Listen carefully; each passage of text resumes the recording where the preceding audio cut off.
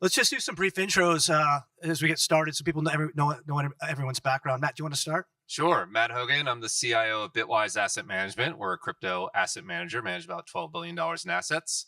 And before Bitwise, I was a ETF guy. I'm Blue Macellari. I'm head of digital assets at T. Rowe Price. We're a 1.7 trillion asset manager. And before joining T. Rowe, I spent 25 years in emerging markets.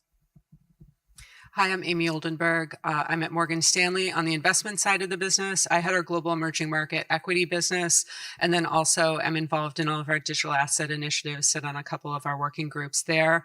Like Blue, I've been in emerging markets just for about 25 years and used to trade EMFX, and one of the ways I ended up in this space. Hi, everybody. I'm Ryan Silva. I am a partner and head of trading at Borderless Capital. We are a Web3 investment manager. There you go. Excellent. All right. So Ryan, I'll start with you. These are some of the weirdest markets. I think nobody expected what we've seen. We had an election that everyone noticed, and then we had a president come out and say, hey, we're going to make this country the crypto capital of the planet. You fast forward to today, Bitcoin is 25% down from its all-time high. Nobody expected this. Can you unpack, against these very favorable regulatory, initiatives and outcomes, what's going on in these markets right now? So and again, all of these views are my own view, not the view of the firm. That being said, we're at a true inflection point in markets, right?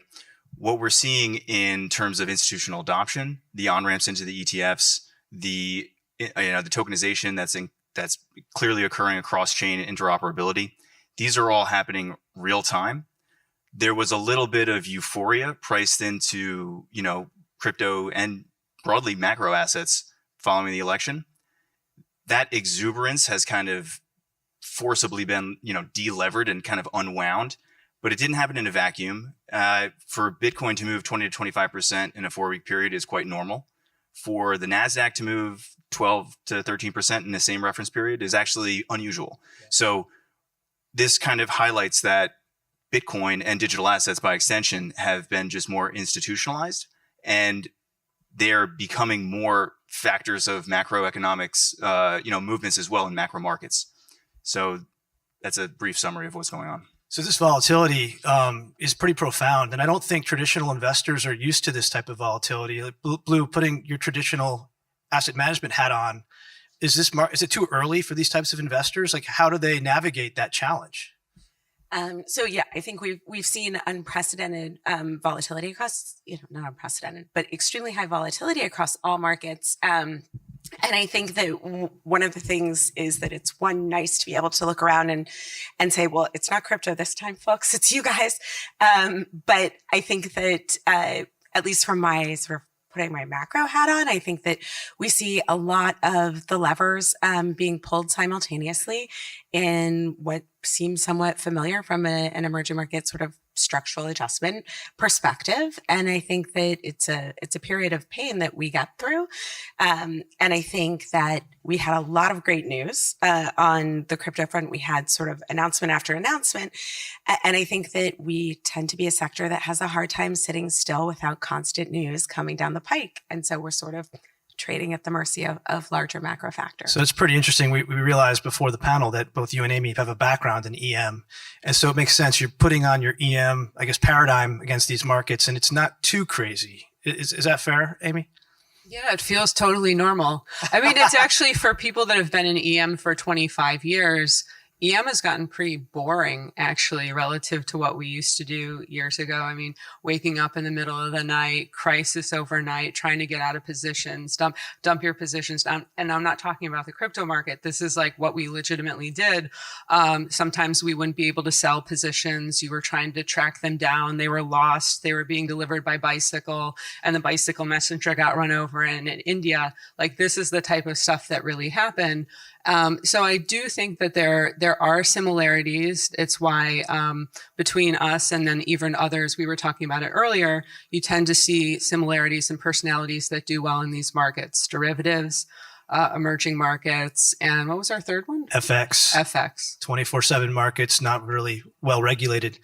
All right, Matt, you've famously called 200K by the end of the year with Bitcoin. Yep. We're a little far off from that right now. What gets us there, and what stops us from getting there? Yeah, look, I think we're going to get there. I still am very confident in that. What gets us there is there's a structural imbalance between supply and demand in the Bitcoin market. Bitcoin produces 165,000 new coins a year. Last year, ETFs bought 500,000. We think they'll do that again this year. Corporations bought 250K. We think they'll do that again this year. Governments could guide between 0 and who knows, 1 million Bitcoin. So there's this structural mismatch between demand and supply, which means the only way that's met is by existing holders selling. And we think eventually this structural demand will overwhelm them. So I think that we'll get there. I think what's going on in the market right now is, as Blue mentioned, there's been an enormous amount of really good news. If we backed up 6 months and said there'd be a Bitcoin strategic reserve and the SEC would drop all its lawsuits and, we'd have a crypto czar, outrageous good news. We should already be at 200K. But there's uncertainty in the market, so that increases the amount we discount risk assets, so the market is down. It's just an opportunity. What could prevent us there is if we fall into a significant recession and the government doesn't blink and forces us to go through an austerity period, because that would keep pressure on risk assets. If we skirt the recession, or what I think will happen, if the government blinks in some way, then I think we'll be at 200K and maybe higher by the end of the year. That would be nice. So against this backdrop of regulatory de-risking, obviously you now have a new license on life where you can go out and you can start offering probably an entire new array of ETFs. How do you think about that? How do you think about offering that? And how do you think about your product expansion? Yeah, I mean, it's wonderful to finally be able to do what we wanted to do. It took 6 years to get our first ETF over the line. Now we can launch them relatively quickly. I think there's a huge scope of growth for ETFs. I think 2 or 3 of the largest categories haven't been tapped at all. As an example, we run the largest crypto index fund in the world. It's about $1 billion. I don't think in a $3 trillion market, there's going to be $1 billion indexed. I think it'll be 100x that. So I think you'll see index-based ETPs be significant. We think a lot about what you can do around Bitcoin itself. I think people haven't explored that. And then, of course, we look at select individual tokens that we think have strong communities and trading volumes and offer ETP exposure to that. But, you have to pick and choose. You can't launch everything. So we try to launch things into big TAMs or very vibrant markets. Got it. And Ryan, as a trader now, you're going to have access to a number of different ways to express risk. ETFs, spot. I would still argue there's a lack of futures markets out there that I think is really hurting the market. Hopefully it's something we're going to solve here shortly. But against this backdrop with all these new products, are there new ways that you seek to express risk? Absolutely. And not only are there new ways to express risk, there is significant dispersion in the assets that you're investing in. So this cycle is, in my view, radically different than the prior cycle. Prior cycle was Fed injects $4 trillion of monetary stimulus. Every asset goes higher in price, regardless of its utility, regardless of its protocol, regardless of its revenue. Now we're seeing the kind of tide come out of it, where there is a big fundamental switch between the assets and protocols that will perform and have strong tokenomics and that have strong, revenue base versus not. So over time, I agree with you that there's going to be this dispersion. The way in which you can express that is with futures. I would say that the markets are getting more evolved there. If I told this crowd here that the CME has greater Bitcoin open interest than Binance, maybe people wouldn't believe me, but it's true. They're starting to launch Solana futures as well. The ETH futures and ETFs have obviously been approved as well. And there just is a growing, I would say, tailwind towards more product offerings. More institutions that come into the market right now as well are demanding this for risk management purposes. They're more sophisticated. They're using options. There's all nonlinear risks as well. Structured products are coming on. This is a massive transformation to where we were 3 years ago, 5 years ago, wasn't even heard of. And more broadly, what we're seeing is a compression in implied volatility. So 3 to 5 years ago, it would be quite normal to see Bitcoin trade at 120 vol, right? As more capital has come into the space, there's been greater liquidity, spreads have been tightening, more players. That has compressed realized volatility because we're becoming more institutionalized. And the offering set that investors are demanding includes a greater array of products. So it's spot, futures, options, all the above. Got it. So, and it sounds like fundamentals are actually going to start mattering for a change. Yes, I think we're really starting to see that now, and particularly what Matt just mentioned too. Post-election, the regulatory, climate was extraordinarily different than where it was. So, the lawsuits being dropped, the civil the civil lawsuits that were attacking founders are now less afraid to build what they want to build for fear of getting jailed or fined. And that allows more capital to flow into projects. More clarity brings also, just the institutional crowd closer and closer. We'll go into that, I'm sure. Perfect.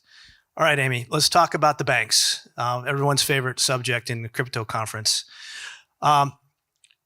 OCC came out, I think it was Bulletin 1183, that now said, hey, you guys can do custody. You don't have to necessarily ask us. You're allowed to do it. You can run validator nodes, and you can also, we like stable coins again, go for it. How is that changing? How is your approach changing now to the adoption of crypto? We've seen Goldman starting, they've have a trading desk for a while. They trade NDFs. How are you thinking about it at Morgan Stanley and bringing this asset class online? So I think every step we see here, if it's OCC or some of the activity we've seen the SEC this year, it's all positive. It wakes folks up to pay a little bit more attention. But as a bank, you care most about the Fed. And we do need some things to change at the Fed too. So, I think moving in the right direction. The one thing that I would say there, just beyond regulation, I think the thing we keep thinking about is, let's just say regulation opens up and makes it a lot easier for us. We do need to be able to put the infrastructure in place to do this. And I've said this at the first permissionless years ago. I'm against ETFs. I understand they have a function. Maybe it's being an EM person. I want my liquidity 24/7. And also we have clients that want to move assets that they have and potentially bank them with us and be able to leverage all of the features that the digital asset space allows you. And an ETF still has limitations. You're not doing staking in those products. I think we're probably going to talk a little bit about, yield products, which is potential. ETFs is not solving that right now. So we need to be able to put the infrastructure in place for custodying those assets, AML, KYC, one of the most critical things. If it's any example of kind of what we have to jump through, the hoops we have to jump through on a regular basis. When we were prepping for this panel, it's very normal for any panel that I do anywhere in the world. Hey, we have a shared Google Doc. Guess what? I cannot get access to shared Google Docs because of our firewall. So if you just put that in perspective, which is like the most basic thing that everyone that has kids in here and goes to school, like your kids do everything on Google Classroom. I don't do anything. And that's because of the security architecture that we have to follow. So infrastructure for us is still a big hurdle that we're trying to navigate, even if regulation solves itself. All right. Amy doesn't like ETFs, but Matt does. Matt, what do you say to that? Well, I mean, Amy's absolutely right that long-term single spot Bitcoin ETFs shouldn't exist. I actually agree with that. The reality is right now, they're better than virtually every other alternative. You get institutional pricing, right? 20 basis points for our ETF, high liquidity, custody trading, et cetera. But long-term, yeah, it's a bridge technology. We recognize that at Bitwise. The bridge probably lasts for 30 years or something at the rate things are going, but it's not the end game for individual asset ownership. That should be direct, and ETFs will end up being index and others. But right now, it's literally the cheapest way to acquire Bitcoin in the world. Yeah, I'd probably throw a couple other things that people benefit from the ETF today. It's regulatory certainty, because it's just another security. It's operational ease, because you just press a button on your brokerage account. And then one thing that we should probably talk a little bit about more is security, right? We just had Bybit, and so I would hope that the institutional rails that you're embracing are much more secure, perhaps, than other alternatives. Yeah, I mean the core promise of an ETF has always been individual investors get to invest like the largest institutions in the world, and that means world-class security, world-class trading protocols, et cetera. Assets that never touch exchange, that are always in cold storage. And so they absolutely have that. The other really important piece is there's just a lot of money that can't buy crypto. Yep. Right? There's 401k money and there's pensions and endowment money, and they just can't, period. End of story. And so for them, the ETF is the ultimate solution. But absolutely, I mean, right now, the quality of custody and the quality of trading in ETFs is unparalleled. And the price is cheaper than anyone of any size really can get. So it's an incredible deal. So Blue, how do you advise your clients to engage in this asset class? Is the goal ETFs make it easy? Are you looking to get them into the spot space, derivatives, NDFs? What advice do you provide? So obviously T. Rowe is an active manager. And so we would need to exist in a world that is beyond Bitcoin and Ethereum. And so we actually don't have an ETP product. We don't have any products for client use now, but apparently you can invest in the spot ETPs on our individual self-directed brokerage platform. And I was like, really? Because we should get t-shirts made saying that. So instead, I'm just saying it here. But I think one of the most important things is to consider, the risk profile of the investor. So we're having it's a very different conversation if it is a retirement account, or if it is a 200 million, 1 billion endowment or pension. Those are obviously very different ways to think about both your liquidity needs over time, your risk profile, and your investment horizon. I think it's a little bit easy to sort of say, oh, this little window of percentage is great. And I have a hard time with the same percentage window is the same for everyone. My kids all have custodial Roth IRAs, and my 5-year-old is allocated very differently than this middle-aged mom with dependents, right? And it should be that way. And so I think we just really need to think about who the end investor is and what their objectives are. Sir. Yeah, I would just chime in there too, because what the ETFs have allowed, the Bitcoin ETF specifically, is a much more sophisticated investor base to come in, whether that's in a market neutral basis strategy that pairs it versus CME futures. And now with Bitcoin options trading on the ETFs as well, there's a level of sophistication for hedge funds, for market makers to get more involved. All that does is provide more liquidity into the space. It provides tighter spreads. It is at the margin more efficiencies. So the type of participant that's come to the market now because of the ETF is amplified way beyond just the long-only passive manager or long-only portfolio allocation, which we can get into, but it's a much more sophisticated array, and it leads to growth across all aspects of crypto. Maybe just to add to that point too, when you have that, it allows you to just have an asset allocation discussion. And so I think that's one thing that's changed. And I know we've talked a little bit about it on the panel. Also, that it's not just this separate asset class or, hey, let me go park something over there. It's what's the right allocation? How do you think about this? What does it add to your overall portfolio that you have as an individual investor or an institution? So that's getting a lot more real. And we're trying to have more of those conversations about optimal allocation of this space rather than like, hey, you might want to look at this and park some money over in the corner. How do tokenized products come into play? So, we're starting to see a lot of real world assets. I don't say the R word because I'm a banker and I can't stand it. RWA, it gives me the cringes. But we're seeing Coinbase is talking about tokenizing its equity. We're seeing, money market funds become tokenized. How do you think about that product from an investment perspective? Would you prefer that or not prefer it? And how's that going to evolve? So I think that something, so what we've seen to date is that when we talk about tokenized funds, largely, at least from an asset management perspective, we talk about tokenized funds. Funds are sort of, it's twinning, right? So it exists in the real world and it exists in the tokenized world. I think no one in this room, including myself, is prepared for the unlock that happens when the underlying securities and assets are on chain. Like, what happens when our equity guys who are patting themselves on the back for T+1 are now, are quoting Netflix in Amazon, right? Like it's an extraordinary unlock when we see all of those securities come natively on chain. There's a fantastic paper, which I'm sure many of you have read, and I only recently discovered, from Andreas Park from the University of Toronto. And they modeled what would happen if you put US equity markets on an AMM.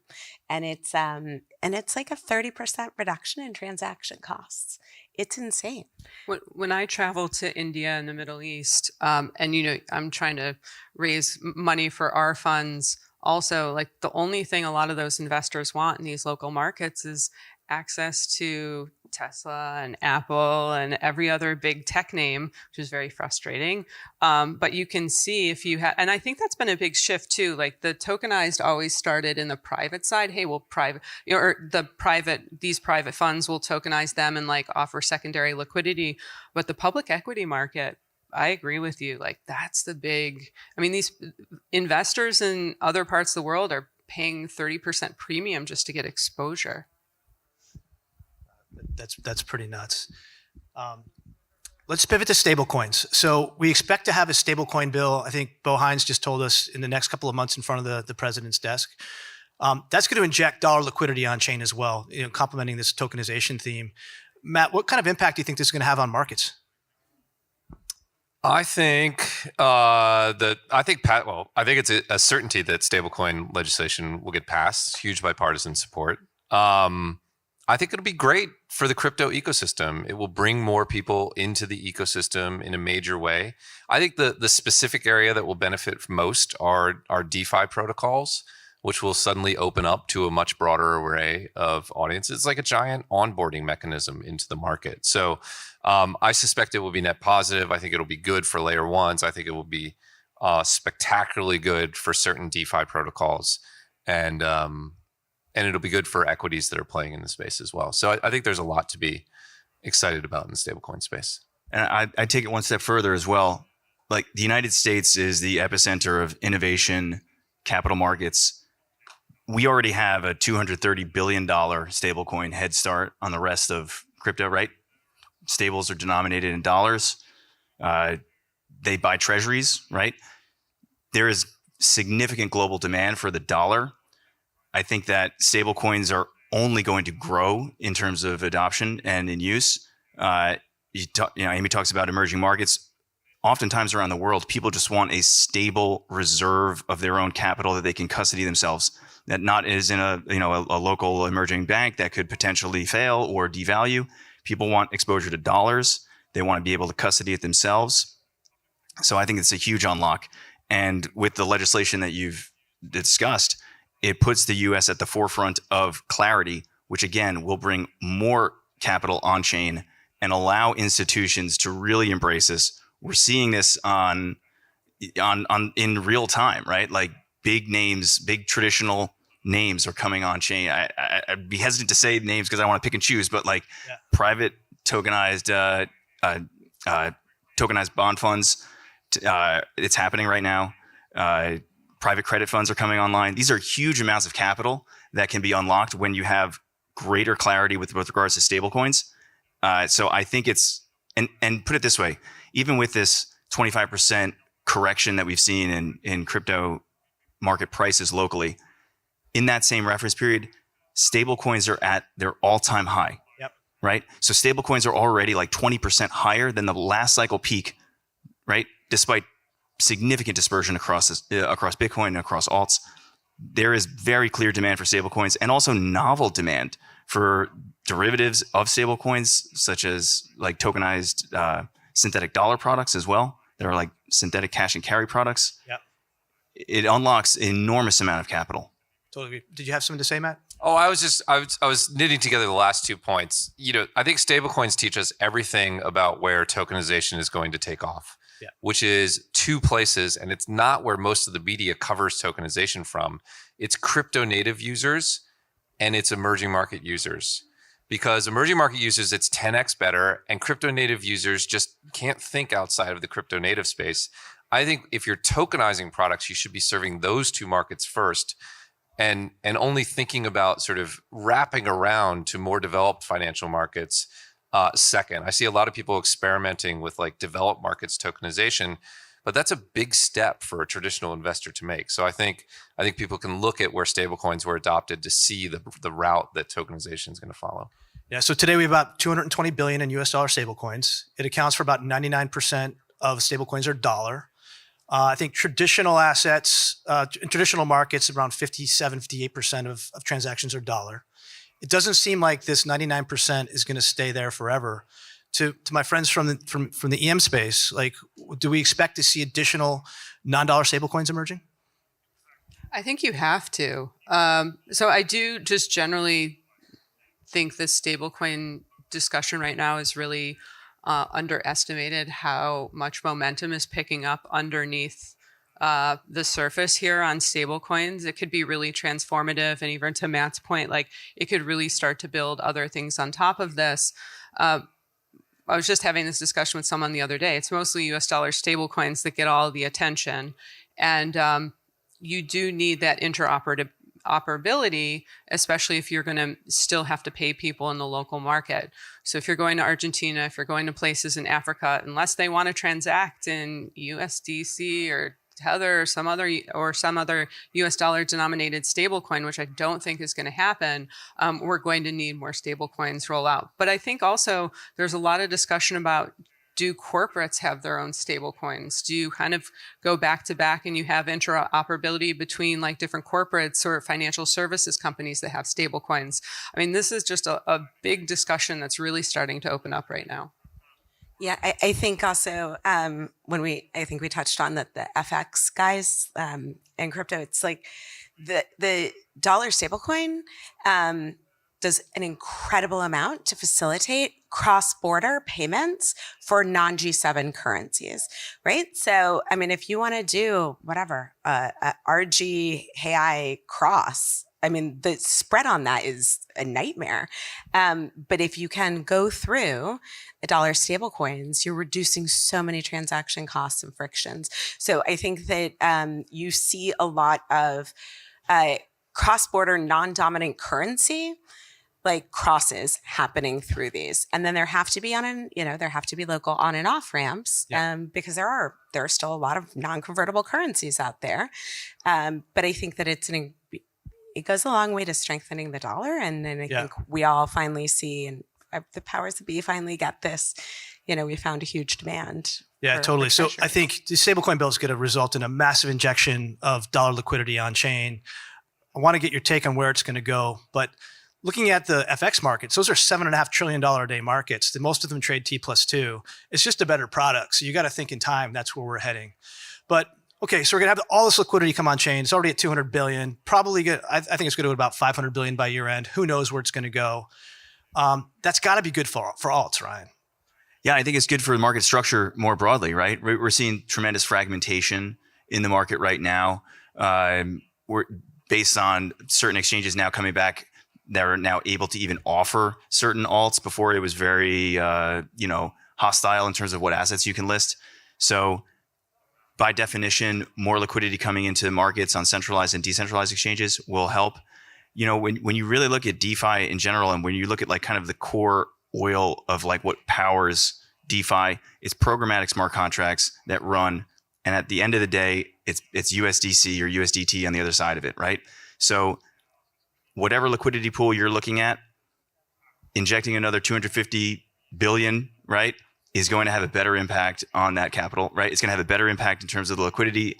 And in general, I think more liquidity will produce better price action in terms of like price transparency. The clearing price of risk to the upside and the downside will be just a little bit more transparent and robust. What we're seeing right now is market makers stepping away to a degree, cascading liquidations. This is very local in the past like couple of weeks. And that's because of the exchange, incidents that you've mentioned. And that causes fear. But when you have more liquidity coming on chain that is deployed into smart contracts, it operates much more smoothly. Right. But that yields coming. I'm sorry, that stable. I got ahead of myself. Those stable coins are coming on chain for a couple of reasons. I think one is for capital preservation in the EM markets that we talked about. But the real driver is yield, right? Everybody wants yield. And so we're going to be in this environment, we think, where rates are going to be coming down potentially. But so Matt, how do you think yield is going to play into your philosophy and your product launch, and like how does yield evolve in these markets and drive investor behavior? There's massive demand for yield. Yeah. Anything yield related attracts significant attention. That's been true in crypto for a while. It will never be more true than it will be in the next few years for the reason that you speak about. So as an asset manager, we think about what we can do in that space. There are a lot of things. I think a lot about yield on Bitcoin right now. And we get a lot of inbounds from very wealthy Bitcoin people trying to generate a few percent, and so we think a lot about that from a product perspective. I think, services that tap into the yield that is available in stable coins, which is still supply constrained market, are pretty exciting. And we think about that and how we fold that into fund opportunities. So I think it's one of the biggest product development opportunities for an asset manager. Can you talk a little bit about ETH? Because I've always thought that the ETH ETF is awful because ETH's a wonderful product. It has limited supply, it has smart contracts, and it has this thing called yield, but Gary didn't let us offer yield. So now that Gary's no longer with us, how do you go about restoring yield to ETH? Man, I didn't know this was an anti-ETF panel. They didn't put that in the title. It's great, but it's a great product, man. But the yield, how do we get the yield back? Look, I think we're going to get to staking in ETPs. We run ETH staked ETPs in Europe. They work great. I think we'll get to that here. It's slightly more complex because we're dealing with regulations from the 30s and 40s. So how you do yield in a grantor trust is like something for lawyers to figure out. But you can do it. You'll absolutely do it. I suspect it'll happen by the end of the year, but I don't know that. And I'm not speaking about our filing, just more broadly. You should be able to do it, and you should be able to handle the liquidity constraints that come with it.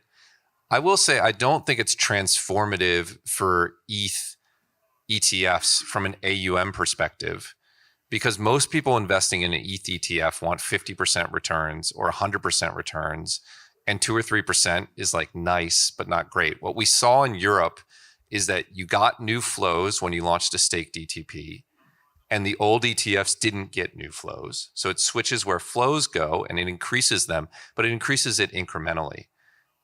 ETH ETFs are going to end up being 10, 20, $30 billion products, but only when ETH gets its vibe back and people, it starts to benefit from all the stable coins and DeFi and tokenization and agentic AI that's taking place there. The staking will be nice, but it won't be transformative. Yeah, and I love ETFs, by the way, just pointing out the little thing about the yield that we'd love. But we'll get there. Let me push back a little bit on that, because I think when I talk to a lot of my traditional hedge fund peers, they say, I want two things. I want basis and I want leverage. Leverage is hard to come by. Basis, I kind of see. I don't know. My sense is that when you're able to trade total return against spot, and you can lever that up, that's going to be a really interesting basis trade for a lot of the traditional funds that are now coming in that aren't in the space today. Because if you go long and you're down 5% in a month, you're out at some of these big hedge funds. We're down or up in 5% in 5 minutes. Absolutely. So how do you think about basis? I think you're absolutely right. I do think I think it's imperfect, right? I think it's imperfect and becoming more perfect, and that's a part of the stack that uses the fund, right? Right now, it's really long-term, long-only investors who want exposure to this asset. That's it. And you're talking about these other pieces that are part of the ETF stack. So right now, those won't come in, and so AUM is lower. But but again, we will get there. I think we will get there. I was just going to say, when you zoom out and we look at really if we're having a staking yield or not in terms of ETH ETFs, it may be a little narrow, because what we're really talking about here is the bigger zoomed out trade of our lifetime, a trade of my lifetime for sure, which is directional long exposure to digital assets. Now is, in my opinion, the only asset class that is growing on the planet that has a larger right tail than left tail, period. I can't look at stocks, bonds, commodities, FX and say something similar. And we have just experienced massive tailwinds that were previously significant headwinds. So a 3% staking yield annualized is meaningful. But for a very sophisticated investor who's probably already doing that on chain anyways, Yeah. right? The greater discussion is what is like a relatively modest amount of capital allocation from the traditional pie allocated to digital assets, and what does that do over the the long term? And when I say long term, I'm also including the demographic consideration here, which is in 15 years from now, there's going to be one of the largest wealth transfers of a generation that is going to come down. And it's going to come down from retirees and baby boomers into young professionals right now who are going to be at senior leaderships in various organizations, very comfortable with digital assets, very comfortable with implementations, very comfortable with risks that are associated with them. And it's going to feel and be just as seamless as what your like Web 2 experience is right now. So like zooming out, yes, the staking yield is quite important, but like it's the bigger picture is that this asset class is the only asset class that I could see that's poised for growth. Got it. All right, last question, and we're going to go back to the title of this panel, the trade of the millennium. So I think you talked about it already, Brian. It's going long tail alts. Is that what I'm hearing? Well, it's a combination of all, right? So Bitcoin is definitely going to be like the kind of gateway, if you will, into the space. Most investors get their head around that. This is now beyond a white paper. This is not an abstract thought anymore. This is actually happening. As education improves and as people get more involved, they start to learn about L1s, L2s protocols as well. So it's a risk appetite there, but certainly there's empirical evidence to support that even a modest allocation to digital assets improves the Sharpe ratio of an overall portfolio of traditional stocks and bonds. And I think that the time is not like any more clear than like now. Like, especially considering this drawdown that we've just had in markets broadly, this is a very attractive personal opportunity time. So, Good setup. Amy, what's your trade of the millennium? I mean, as an EM person, I will still always love Bitcoin. Being able to do the peer-to-peer, not having any intermediaries, being able to access 24/7. I know I will always get someone that'll tell me quantum is going to kill it, and you will be poor. That's fine. It's just, it's still for me, one of the purest and clearest trades out there. I do believe in the whole, the whole digital asset space though. And I do think there's so many opportunities from ETH and everything that's being built on that, all the way down to the stablecoin solution. So, I think there's more than one trade here. Bring it into every aspect of your portfolio and really learn the underlying technology. Blue. So I think that I also, coming from a macro, very distressed debt background in EM, like Bitcoin just resonates with me, and it's what brought me into this space. I was like, I get it. I know what a sovereign balance sheet should look like, and I know what it should not look like. But I actually think that it is a diversified multi-token exposure across the board. Yes, Bitcoin heavy, but exposure across alts. And Matt, sir. Yeah, the way I invest is that my own capital mostly in index funds in crypto. I will say, the setup for Bitcoin, as mentioned, is just so good. We have chopped off all the existential risk. The last one was that governments might ban it, and somehow we co-opted governments, which is mind-boggling even to me to this day. I don't know if they know it happened, but it did. So I think we're left only with sort of the tail on the right. I think it's beautiful, but I'm excited about everything in crypto as well. Awesome. Me too. Well, please join me in thanking the panelists.